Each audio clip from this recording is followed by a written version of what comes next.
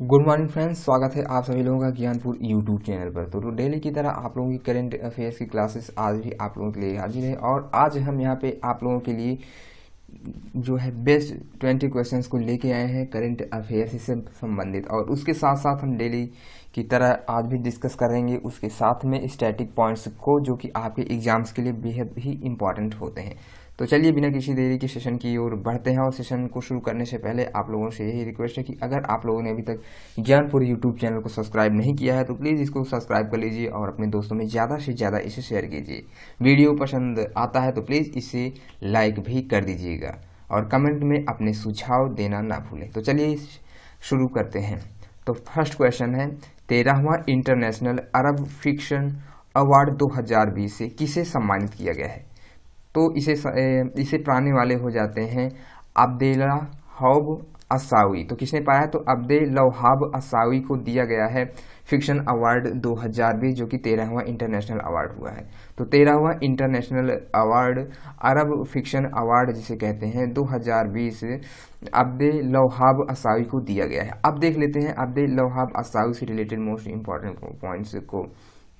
बात करेंगे इंटरनेशनल इस अरब फिक्शन अवार्ड के बारे में। तो यह किस क्षेत्र में दिया जाता है? तो यह साहित्य के क्षेत्र में दिया जाता है। नेक्स्ट पॉइंट है, यह पुस्तक अब्देलवहाब असावी को उनके उपन्यास द स्पार्टन किसके लिए दिया गया? तो द स्पार्टन कोड के नाम के लिए दिया गया है। इन्होंने जो है उपन्यास लिखा था द स्पार्टन कोड। इस उपन्यास को आप लोगों को याद कर लेना है, क्या नाम है? तो द स्पार्टन कोड। ओके, अगला पॉइंट है, अब्देलवहाब असावी अल्जीरिया देश के हैं। तो किस देश के हो जाते हैं? तो अल्जीरिया देश के हो जाते हैं। आई होप की चीजें यहाँ पे आप लोगों को क्लियर हुई होंगी। अब बढ़ते हैं आगे नेक्स्ट क्वेश्चन यहाँ पे दिया हुआ है, हाल ही में विश्व विरासत दिवस यानी वर्ल्ड हेरिटेज डे कब मनाया गया है? तो यह मनाया गया है 18 अप्रैल को, यानी ऑप्शन नंबर डी बिल्कुल करेक्ट हो जाएगा। प्रत्येक वर्ष विश्व विरासत दिवस यानी वर्ल्ड हेरिटेज डे जो है 18 अप्रैल को मनाया जाता है। इंपॉर्टेंट पॉइंट्स की ओर बढ़ते हैं, देख लेते हैं क्यों मनाया जाता है, इसके मनाए जाने का रीजन क्या है। तो इस दिवस का उद्देश्य लोगों का ध्यान विश्व विरासत स्थलों की ओर आकर्षित करना और उनके प्रति जागरूकता फैलाना है तथा उनकी सुरक्षा व संरक्षण। और इसे मनाने की घोषणा किसने की थी? तो यूनेस्को यानी यूनेस्को के द्वारा इसकी घोषणा की गई थी मनाने की। नेक्स्ट पॉइंट है, विश्व विरासत दिवस जो है 2020 की थीम क्या रही है? तो ग्रामीण परिदृश्य से इस वर्ष की थीम रही है। अब देख लेते हैं इम्पॉर्टेंट डेज के बारे में 2020 यानी अप्रैल मंथ के। तो अप्रैल मंथ में जितने भी इम्पॉर्टेंट डेज होते हैं इनको लगभग हम डेली डिस्कस करते हैं, तो आज भी यहाँ पे हम डिस्कस करने वाले हैं। तो 1 अप्रैल को हमने मनाया है उत्कल यानी ओडिशा दिवस। 2 अप्रैल को मनाया गया है विश्व आत्म केंद्रित जागरूकता दिवस। 5 अप्रैल को हमने मनाया है राष्ट्रीय समुद्री दिवस और 6 अप्रैल को हमने मनाया है अंतर्राष्ट्रीय खेल दिवस। 7 अप्रैल को मनाया गया है विश्व स्वास्थ्य दिवस और 10 अप्रैल को हमने मनाया है विश्व होम्योपैथी दिवस। अब बढ़ते हैं आगे के डेज को देख लेते हैं। तो 14 अप्रैल को मनाया गया है भीमराव अंबेडकर जयंती। 18 अप्रैल को विश्व विरासत दिवस मनाया गया है और 21 अप्रैल को मनाया जाएगा सिविल सेवा दिवस। बात करें 22 अप्रैल की, तो 22 अप्रैल को मनाया जाता है विश्व पृथ्वी दिवस और 23 अप्रैल को मनाते हैं विश्व पुस्तक एवं कॉपीराइट दिवस। 24 अप्रैल को मनाया जाता है राष्ट्रीय पंचायती दिवस और 25 अप्रैल को मनाते हैं विश्व मलेरिया दिवस। 29 अप्रैल को क्या मनाया जाता है? तो 29 अप्रैल को मनाया जाता है अंतर्राष्ट्रीय नृत्य दिवस। चीज़ें आप लोगों को क्लियर हुई होंगी। कई बार इस अप्रैल मंथ में जितने भी इंपॉर्टेंट डेज आते हैं आप लोगों को यहाँ पे बताया जाता है, जिससे आप लोगों को इसी वीडियो में ये सभी चीज़ें अच्छे से याद हो जाएं। चलिए नेक्स्ट क्वेश्चन की ओर बढ़ते हैं। नेक्स्ट क्वेश्चन हमारा है क्रिक किंगडम यानी क्रिक किंगडम जो है कि ब्रांड एम्बेसडर किसे बनाया गया है? तो किसे? तो रोहित शर्मा को बनाया गया है क्रिक किंगडम का ब्रांड एम्बेसडर, यानी ऑप्शन नंबर यहाँ पे सी बिल्कुल करेक्ट हो जाएगा। देख लेते हैं कुछ इंपॉर्टेंट पॉइंट्स के बारे में। तो रोहित शर्मा जी जो है ये भारतीय क्रिकेटर हैं और क्रिक किंगडम जो है यह दुबई की एक क्रिकेट एकेडमी है, ठीक है ना। तो इन चीज़ों को आप लोगों को पता होना चाहिए। अब बढ़ते हैं आगे। दिया हुआ है केयर रेटिंग्स के एमडी एंड सीईओ कौन नियुक्त हुए हैं? तो अजय महाजन जो है केयर रेटिंग्स के एमडी एंड सीईओ नियुक्त किए गए हैं, यानी ऑप्शन नंबर ए यहाँ पे बिल्कुल करेक्ट हो जाएगा। अब देख लेते हैं कुछ इंपॉर्टेंट पॉइंट्स के बारे में। तो केयर रेटिंग्स की अगर बात कर लेते हैं तो केयर रेटिंग्स का फुल फॉर्म क्या हो जाता है? तो इसका फुल फॉर्म होता है credit analysis and research limited, ठीक है ना। फिर से एक बार देख लीजिए, credit analysis and research limited, ये हो जाता है आपके केयर का फुल फॉर्म। स्थापना कब की गई थी? तो इसकी स्थापना 1993 में की गई थी। मुख्यालय की बात कर लेते हैं तो मुंबई में इसका मुख्यालय है। अब बढ़ते हैं आगे। नेक्स्ट क्वेश्चन हमारा हो जाता है, हिमाचल प्रदेश ने अपना 73वां स्थापना दिवस कब मनाया है? तो इसने मनाया है 15 अप्रैल को, यानी ऑप्शन नंबर डी बिल्कुल करेक्ट हो जाएगा। तो हिमाचल प्रदेश ने अपना 73वां स्थापना दिवस जो है 15 अप्रैल को मनाया है। अब बात कर लेते हैं इंपॉर्टेंट पॉइंट्स के बारे में। तो 15 अप्रैल 1948 यानी 1948 को हिमाचल प्रदेश राज्य का निर्माण किया गया था। मोस्ट इंपॉर्टेंट है, हिमाचल प्रदेश का निर्माण कब किया गया था? एग्जाम में पूछा जाता है तो कब किया गया था? तो 1948, उसमें ईयर वाइज सेटअप कर देंगे क्वेश्चंस में, है ना। तो आप लोगों को 15 अप्रैल 1948 पर टिक करना रहेगा, ठीक है ना। तो आगे बढ़ते हैं। तो इसका निर्माण 15 अप्रैल 1948 में जो है किया गया था, और इसीलिए 15 अप्रैल को हिमाचल प्रदेश ने अपना स्थापना दिवस मनाया, है ना। अब देख लेते हैं हिमाचल प्रदेश से रिलेटेड कुछ स्टैटिक पॉइंट्स के बारे में। तो राजधानी यहाँ की क्या है? तो शिमला हिमाचल प्रदेश की राजधानी हो जाते हैं। बात कर लेते हैं यहाँ के मुख्यमंत्री की। तो जयराम ठाकुर यहाँ के मुख्यमंत्री हैं, जो कि बीजेपी पार्टी से हैं। गवर्नर कौन है? तो बंडारू दत्तात्रेय यहाँ के गवर्नर हो जाते हैं। नेक्स्ट पॉइंट है, हिमाचल प्रदेश में लोकसभा की कितनी सीटें हैं? तो 4 लोकसभा के लिए सीटें हैं, 3 सीटें यहाँ पे राज्यसभा के लिए, और विधानसभा के लिए कितनी सीटें हैं? तो 68 सीटें यहाँ पे विधानसभा के लिए, यानी 68 सीटें यहाँ पे विधानसभा के लिए हो जाती हैं। अब देख लेते हैं नेक्स्ट पॉइंट को। तो हिमाचल प्रदेश का जो उच्च न्यायालय है, वहाँ के मुख्य न्यायाधीश की बात कर लेते हैं। तो कौन है? तो लिंगप्पा नारायण यहाँ के मुख्य न्यायाधीश हैं।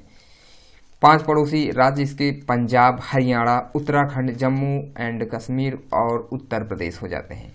फिर से एक बार देख लीजिए, पंजाब, हरियाणा, उत्तराखंड, जम्मू और कश्मीर, उत्तर प्रदेश, यही इसके 5 पड़ोसी राज्य हो जाते हैं हिमाचल प्रदेश के। अब बढ़ते हैं आगे। नेक्स्ट पॉइंट यहाँ पे दिया हुआ है हिमाचल प्रदेश की कुछ जो प्रमुख झीलें हैं उनके बारे में। यहाँ से अक्सर क्वेश्चन एग्जाम में पूछे जाते हैं, इसलिए यहाँ पे इस पॉइंट को भी इंक्लूड कर दिया गया है। तो सुरजा ताल झील जो है, सुरजा ताल झील भी यही हिमाचल प्रदेश में है। नाको झील हो गया, रेणुका झील हो गया, चंद्र ताल झील हो गया, खजियार झील हो गया, मछियाल झील हो गया, भृगु झील हो गया। ये जितनी भी झीलें हैं, ये सभी झीलें यहाँ पे जो दी गई हैं, ये सभी हिमाचल प्रदेश राज्य में स्थित हैं। नेक्स्ट पॉइंट है, यहाँ पे कुछ दर्रे भी हैं। तो यह कौन कौन से दर्रे हैं? दर्रों से भी क्वेश्चन एग्जाम्स में बनते हैं। तो रोहतांग दर्रा हो गया, सिपकीला दर्रा हो गया, बाड़ा लाचा दर्रा हो गया। ये जो दर्रे यहाँ पे मोस्ट इंपॉर्टेंट दर्रे इंक्लूडेड है, और ये सभी दर्रे आपके हिमाचल प्रदेश राज्य में स्थित हैं। नेक्स्ट पॉइंट है, हिमाचल प्रदेश जो है 25 जनवरी 1971 को पूर्ण राज्य बना था, और हिमाचल प्रदेश की स्थापना जो है 25 जनवरी को मनाई जाती है। ये चीज़ें आप लोगों को भी पता होनी चाहिए। तो कब की गई थी? तो 1971 को यह पूर्ण राज्य का दर्जा प्राप्त कर चुका था। अब बढ़ते हैं आगे। नेक्स्ट क्वेश्चन दिया हुआ है, कोविड-19 महामारी के बीच किस देश में संसदीय चुनाव हुए हैं? तो कहाँ पे? तो दक्षिण कोरिया में जो है संसदीय चुनाव संपन्न कराए गए हैं, यानी ऑप्शन नंबर ए यहाँ पे बिल्कुल करेक्ट हो जाएगा। अब देख लेते हैं कुछ इनसे रिलेटेड मोस्ट इंपॉर्टेंट पॉइंट्स के बारे में। तो सबसे पहले कोरोना वायरस, जो कि बहुत ही तेजी के साथ पूरे विश्व में फैला हुआ है, उसके बारे में देख लेते हैं। तो कोरोना वायरस की शुरुआत चीन के वुहान शहर से हुई थी। वुहान से फैलने वाला इस कोरोना वायरस का नाम जो है कोविड-19 रखा गया है। नेक्स्ट पॉइंट है, वुहान कोरोना वायरस को क्या नाम दिया गया है? तो सार्स कोविड-2 नाम भी इसे दिया गया है। दक्षिण कोरिया के बारे में अब यहाँ पे हम कुछ डिस्कस कर लेते हैं, क्योंकि क्वेश्चंस में इसके बारे में आया हुआ है, तो इसको भी डिस्कस करेंगे। फर्स्ट पॉइंट है, दक्षिण कोरिया जो है यह कहाँ पे है? तो यह किस महाद्वीप पे है? तो यह एशिया महाद्वीप में आपका स्थित है दक्षिण कोरिया। राजधानी दक्षिण कोरिया की क्या है? तो सियोल यहाँ की राजधानी हो जाती है। करेंसी तो दक्षिण कोरियाई वॉन यहाँ पे चलती है करेंसी। प्रधानमंत्री चुंग सै क्यू यहाँ के हो जाते हैं दक्षिण कोरिया के। तो दक्षिण कोरिया के प्रधानमंत्री की बात करता है तो कौन है? तो चुंग सै क्यू यहाँ के प्रधानमंत्री है। नेक्स्ट पॉइंट है, राष्ट्रपति कौन है? तो मून जे इन जो है यहाँ के राष्ट्रपति हो जाते हैं। और दक्षिण कोरिया की जो संसद का नाम है वह है नेशनल असेंबली। ठीक है ना, चीजें आप लोगों को यहाँ पे क्लियर हुई होंगी। इतने स्टैटिक पॉइंट्स आप लोगों को किसी भी देश के बारे में पता होने ही चाहिए। अब बढ़ते हैं आगे। नेक्स्ट क्वेश्चन है हमारा, किस राज्य सरकार ने राज्य में औद्योगिक इकाइयों को फिर से शुरू करने की अनुमति दे दी है? तो बिहार राज्य सरकार के द्वारा औद्योगिक इकाइयों को फिर से शुरू करने की अनुमति दे दी गई है, यानी ऑप्शन नंबर यहाँ पे ए बिल्कुल करेक्ट हो जाएगा। अब देख लेते हैं कुछ इंपॉर्टेंट पॉइंट्स के बारे में जो कि बिहार राज्य से रिलेटेड है। तो स्थापना की बात कर लेते हैं। तो 22 मार्च 1912 में बिहार राज्य की स्थापना की गई थी। राजधानी यहाँ की पटना हो जाती है और मुख्यमंत्री नीतीश कुमार जो कि जनता दल पार्टी से हैं ये है। गवर्नर कौन है? तो फागू चौहान बिहार राज्य के गवर्नर हो जाते हैं। बिहार का जो उच्च न्यायालय है उसके मुख्य न्यायाधीश की बात कर लेते हैं तो संजय करोल है, और इस उच्च न्यायालय का जो नाम है वह पटना उच्च न्यायालय है। अब देख लेते हैं इसके पड़ोसी राज्यों के, तो 3 पड़ोसी इसके राज्य हो जाते हैं, झारखंड हो गया, उत्तर प्रदेश और वेस्ट बंगाल यानी पश्चिम बंगाल। बिहार का एक पड़ोसी देश कौन सा है? तो वह नेपाल हो जाता है ना। नेक्स्ट पॉइंट है, बिहार में लोकसभा की बात कर लेते हैं, कितनी सीटें हैं? तो 40 सीटें लोकसभा के लिए हैं और 16 सीटें यहाँ पे राज्यसभा के लिए हो जाती हैं। विधानसभा की अगर बात कर लेते हैं तो 243 सीटें यहाँ पे विधानसभा के लिए हैं। चीजें आप लोगों को क्लियर ही होंगी। अब चलिए देखते हैं आगे नेक्स्ट क्वेश्चन को। नेक्स्ट क्वेश्चन यहाँ पे दिया हुआ है, एटीएम लेन देन पर लगने वाले सेवा शुल्क को किस बैंक ने बंद किया है? तो एसबीआई के द्वारा अब जो भी एटीएम लेन देन पर लगने वाला शुल्क था उसे बंद कर दिया गया है। अब देख लेते हैं इससे रिलेटेड कुछ इंपॉर्टेंट पॉइंट्स के बारे में। तो एटीएम का फुल फॉर्म क्या होता है, ये भी एग्जाम में पूछा जाता है। तो ऑटोमेटेड टीलर मशीन है ना, क्या होता है? तो ऑटोमेटेड टीलर मशीन। ओके, अगर बात कर लेते हैं हिंदी में इसे क्या कहते हैं, तो स्वचालित टेलर मशीन भी इसे कहते हैं हिंदी में एटीएम को। अब आई है बात यहाँ पे एसबीआई के बारे में, तो इसको भी हम यहाँ पे डिस्कस करते चलेंगे। तो बात कर लेते हैं इसका फुल फॉर्म, तो स्टेट बैंक ऑफ इंडिया हो जाता है एसबीआई का फुल फॉर्म, जिसे हिंदी में भारतीय स्टेट बैंक कहते हैं। स्थापना कब की गई थी स्टेट बैंक की? तो 1 जुलाई 1955 में इसकी स्थापना की गई थी। मुख्यालय स्टेट बैंक का कहाँ पे है? तो मुंबई में इसका मुख्यालय है, और इसका पुराना नाम भी था, तो पुराना नाम था इंपीरियल बैंक ऑफ इंडिया। ठीक है ना, क्या था? Imperial bank of India SBI का पुराना नाम था।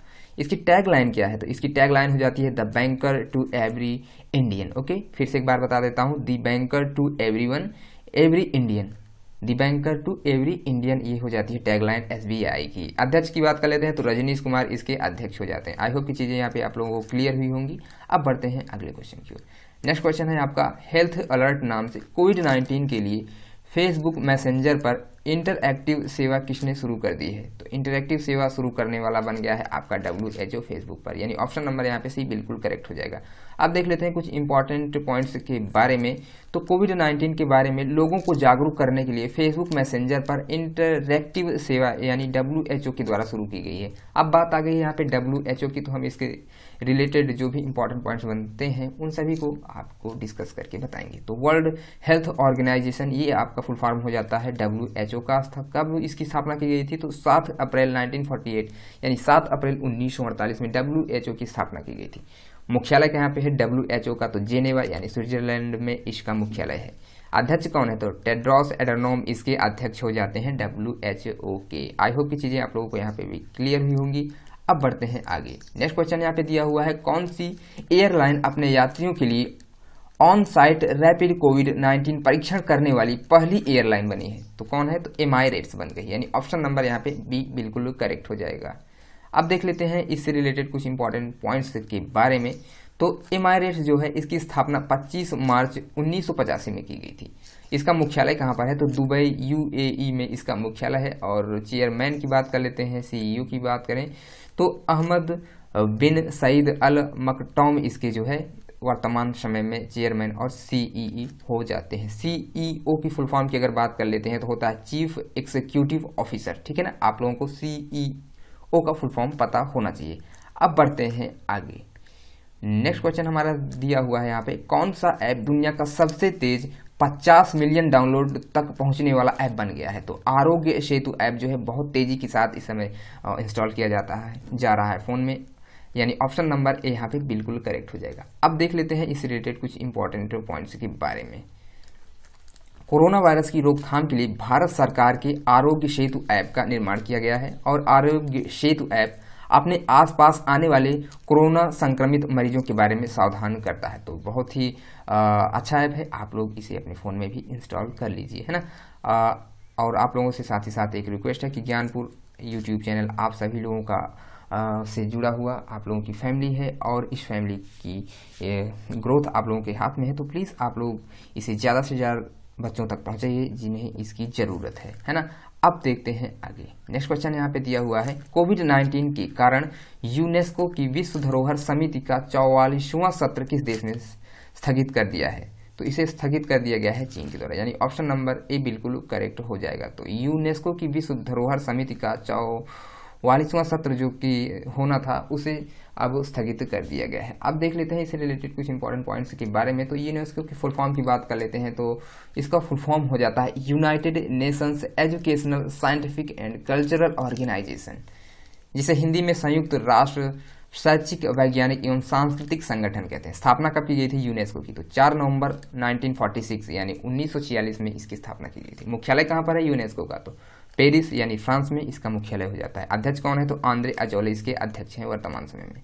अब देख लेते हैं चीन से रिलेटेड कुछ पॉइंट्स को। तो चीन कहाँ पे है? तो यह एशिया महाद्वीप में स्थित है चीन।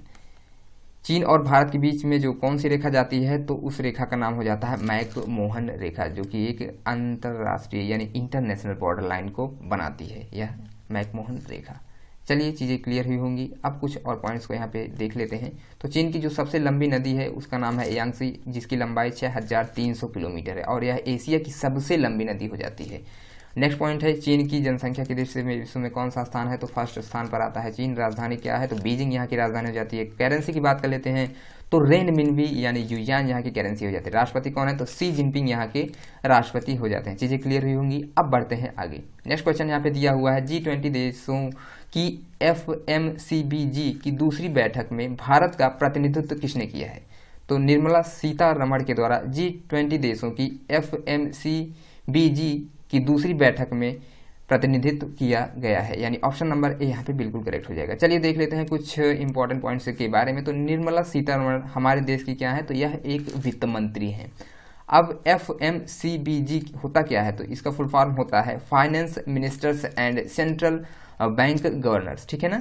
फिर से एक बार देख लीजिए, finance minister and central bank governors, ठीक है। अब देख लेते हैं G20 से रिलेटेड कुछ इंपॉर्टेंट पॉइंट्स के बारे में। तो जो G20 वित्तीय और आर्थिक मुद्दों पर अंतर्राष्ट्रीय सहयोग के लिए मुख्य मंच तथा वैश्विक आर्थिक प्रशासन के लिए प्राथमिक मंच होता है ना?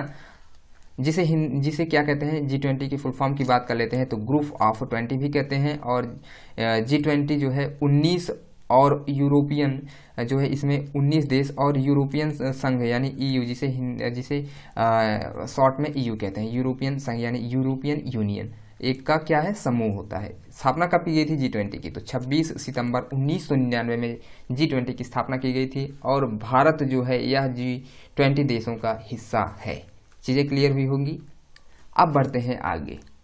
नेक्स्ट क्वेश्चन यहाँ पे हमारा हो जाएगा, कोरोना वायरस के इलाज के लिए 5 लाख बीमा देने वाली पहली भारतीय जीवन बीमा कंपनी कौन सी है?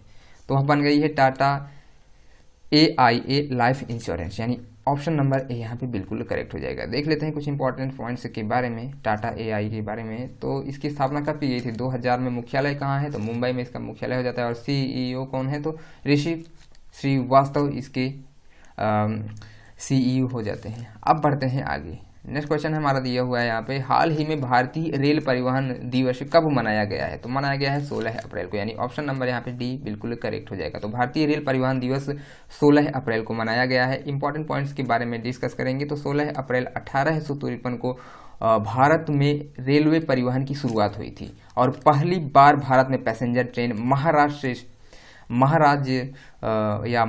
राज्य के मुंबई से ठाणे के बीच लगभग 34 किलोमीटर चलाई गई थी। मोस्ट इंपॉर्टेंट पॉइंट है, ये कई बार एग्जाम में पूछा गया है कि भारत की जो है पहली बार पैसेंजर ट्रेन किन दो राज्यों के बीच या कहां से कहां तक चली थी? तो यह महाराष्ट्र राज्य के मुंबई से ठाणे के बीच में चली थी। और कितनी दूरी तय की गई थी? तो 34 किलोमीटर की दूरी जो है तय की गई थी।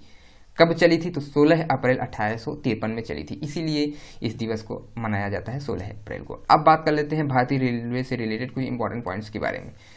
तो भारतीय रेल, जिसे इंडियन रेलवेज भी कहते हैं, स्थापना कब की गई थी? 16 अप्रैल 1853 में। मुख्यालय नई दिल्ली में है। और रेलवे मंत्री कौन है? तो पीयूष गोयल जी हो जाते हैं वर्तमान समय में रेल मंत्री। रेलवे बोर्ड के जो अध्यक्ष हैं वो हो जाते हैं विनोद कुमार यादव। और RPFS महानिदेशक कौन है? तो अरुण कुमार जी हो जाते हैं इसके महानिदेशक। नेक्स्ट पॉइंट है, स्वतंत्र भारत के पहले रेल मंत्री कौन थे? तो मोस्ट इंपॉर्टेंट फैक्ट ये एग्जाम्स में पूछा जाता है। जॉन मथाई जो है ये स्वतंत्र भारत के पहले रेल मंत्री हुए थे। चलिए आगे बढ़ते हैं। और नेक्स्ट क्वेश्चन हमारा दिया हुआ है यहाँ पर, पेटीएम जनरल इंश्योरेंस लिमिटेड के नए MD एंड CEO कौन बने हैं? तो विनीत कुमार अरोड़ा को बनाया गया है पेटीएम जनरल इंश्योरेंस लिमिटेड का नया एमडी एंड सीईओ, यानी ऑप्शन नंबर ए बिल्कुल करेक्ट हो जाएगा। डिस्कस कर लेते हैं पेटीएम से रिलेटेड कुछ पॉइंट्स को। तो स्थापना कब की गई थी? 2010 में पेटीएम आया था और मुख्यालय कहाँ है? नोएडा यानी उत्तर प्रदेश में इसका मुख्यालय है। सीईओ की बात कर लेते हैं तो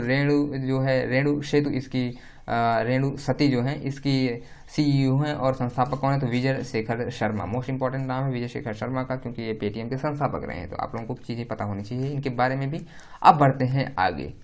नेक्स्ट क्वेश्चन यहाँ पे दिया हुआ है, किस बैंक के साथ मिलकर बीएसएनएल ने पेमेंट प्लेटफॉर्म लॉन्च किया है? तो एसबीआई के साथ बीएसएनएल ने पेमेंट प्लेटफॉर्म को लॉन्च कर दिया है, यानी ऑप्शन नंबर यहाँ पे बी बिल्कुल करेक्ट हो जाएगा।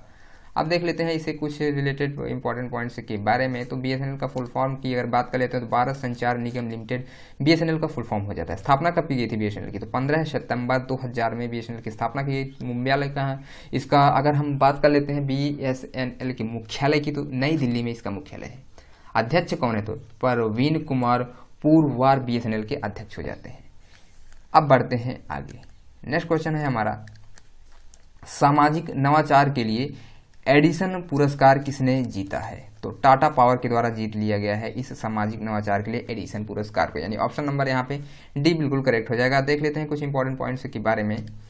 तो एडिसन पुरस्कार दुनिया के सर्वश्रेष्ठ नवाचारों और इनोवेटर्स को सम्मान देने के लिए दिया जाता है। अब इसे जीत लिया है टाटा पावर ने। तो टाटा पावर से रिलेटेड कुछ इंपॉर्टेंट पॉइंट्स को देख लेते हैं। तो टाटा पावर की स्थापना कब की गई थी? तो 18 सितंबर 1919 में इसकी स्थापना की गई थी।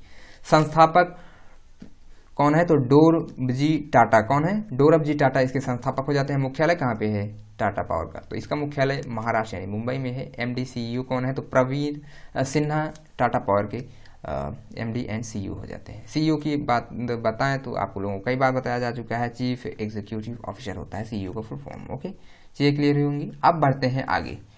नेक्स्ट क्वेश्चन यहाँ पे हो जाता है।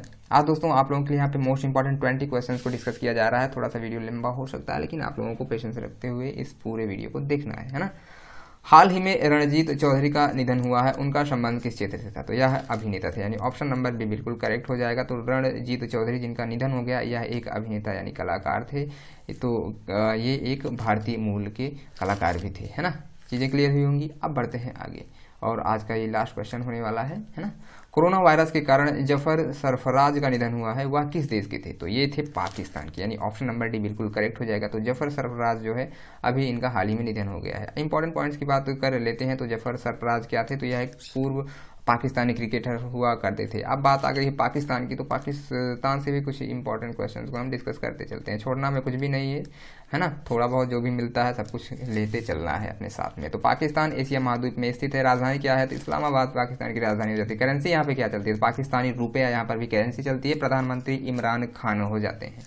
राष्ट्रपति कौन है? तो आरिफ अलवी जो है यहाँ के राष्ट्रपति हैं। और भारत और बात कर लेते हैं इंडिया और पाकिस्तान के बीच में अंतर्राष्ट्रीय सीमा कौन सी है? तो रेड क्लिफ जो है यह अंतर्राष्ट्रीय सीमा को डिसाइड करती है।